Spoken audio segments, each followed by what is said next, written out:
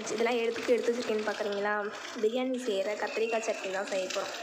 அதுக்கு தேவையான பொருள் மிளகு, ஆனியன், டொமேட்டோ, சில்லி, பச்சை மிளகா, கருவேப்பிலை, புதினா, மல்லி. இது என்ன பார்க்குறீங்களா? இது நெடக்கடலை அரைச்சி வச்சுருக்கேன், போடும்போது காட்டுறேன்.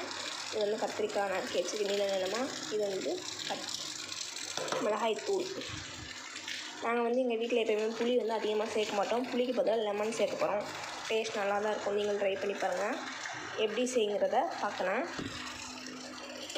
அடுப்பு ஆன் பண்ணிக்கலாம், சட்டி வச்சுக்கலாம். சட்டி காஞ்ச பிறகு தேவையான அளவுக்கு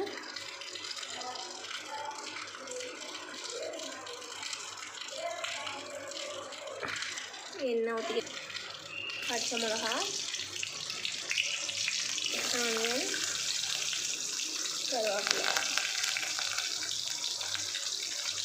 அப்புறம் எடுத்து வச்ச மிளகு.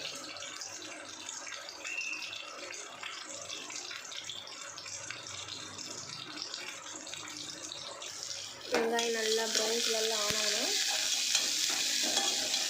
நறுக்கி வச்சு தக்காளி பொடிச்சு நறுக்கி தக்காளி போட்டுக்கலாம்.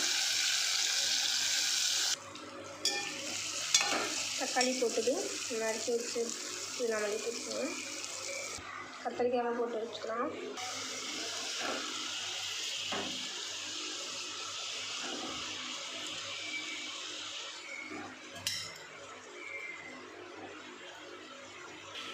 எல்லாம் மிக்ஸ் பண்ணி வச்சுக்கலாம்.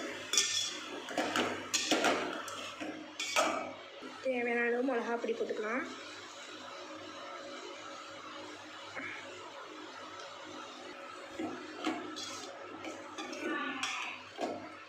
அப்புறம் லெமன் தூள் வச்சுக்கலாம்.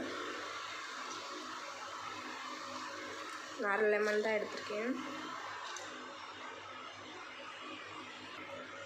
தேவையான அளவு தண்ணி ஊற்றிக்கலாம்.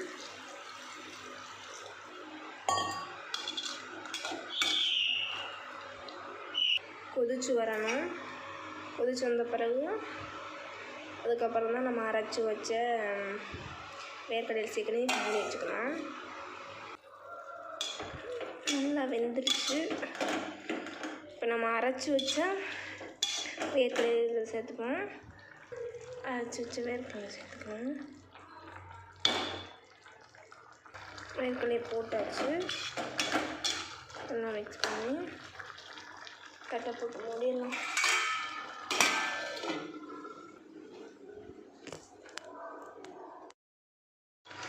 ரெடி ஆயிடுச்சு. இன்னும் கொஞ்சம் வற்றணும், டேஸ்ட்டாக இருக்கும்.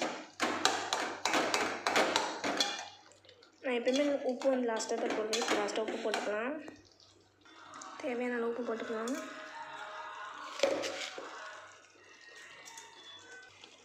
அவ்வளோதான், முடிஞ்சிச்சு.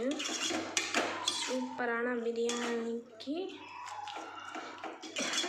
Side dish. சூப்பரான டிஷ் இது. எனக்கு ரொம்ப பிடிச்ச டிஷ்ஷு. சூப்பராக இருக்கும். சாப்பிட்டு எப்படி இருக்குன்னு சொல்கிறேன்.